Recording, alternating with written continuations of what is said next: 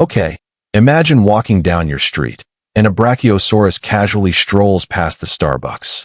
Its head is so tall it disappears into the clouds. Cars swerve, people take selfies, and somewhere, a very confused pizza delivery guy is wondering how he's supposed to get through traffic when a triceratops is blocking the intersection. Yeah, what if our cities were designed, not for us, but for dinosaurs the size of skyscrapers? So here's the scenario. Overnight, our modern cities decide to adapt for gigantic dinosaurs. I'm talking sauropods as tall as 50 feet, T-Rexes stomping around like bad-tempered bulldozers, and herds of triceratops crossing the street like it's a very awkward rush hour. How would we redesign highways, skyscrapers, and daily life to survive, and maybe even thrive, in a dinosaur-friendly metropolis? Step 1. Roads and transportation. First, traffic. If you think rush hour is bad now, try adding dinosaurs that weigh as much as 20 elephants each. Normal asphalt roads wouldn't cut it. They'd shatter under the weight. So we'd probably need reinforced mega-highways, built out of steel concrete composites. Basically the same stuff we use for airport runways. Cars. Forget it. A brontosaurus tail swing could wipe out an entire parking lot. Instead, people might ride in elevated monorails or underground subway systems, while dinosaurs have surface rights.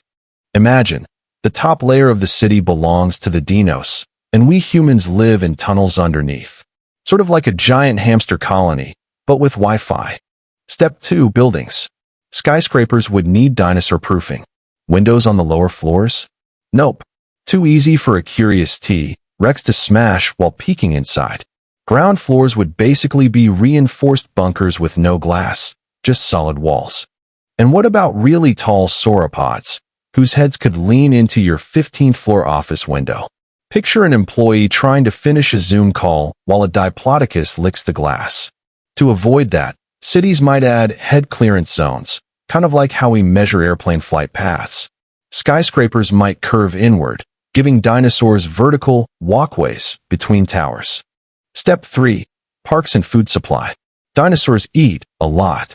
A single brachiosaurus could eat 800 pounds of plants per day.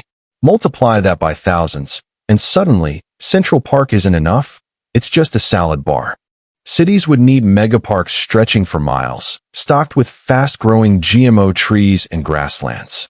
Maybe even vertical farms on skyscrapers, where robotic cranes deliver leafy greens to the dinosaurs like vending machines for sauropods. Carnivores? Oof.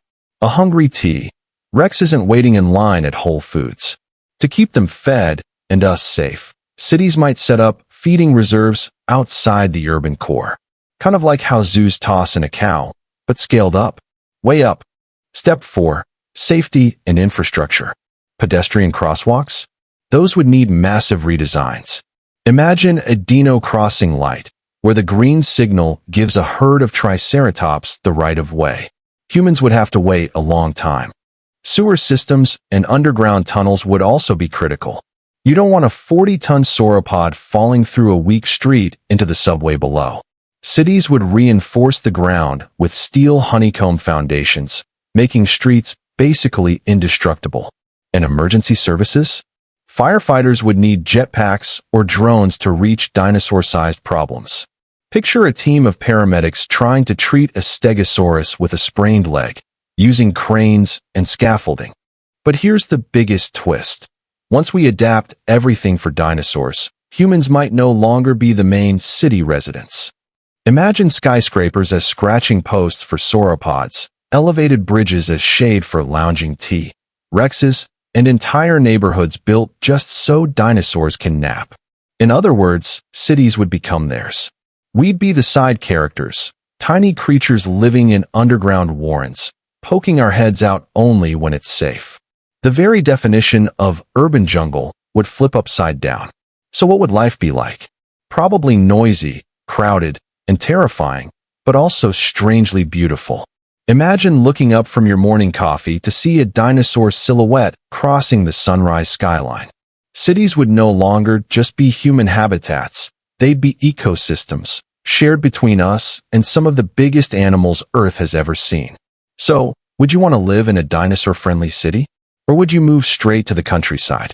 Let me know in the comments. And if you enjoyed this little thought experiment, hit like, share it with a fellow dino nerd, and subscribe for more wild science what-ifs.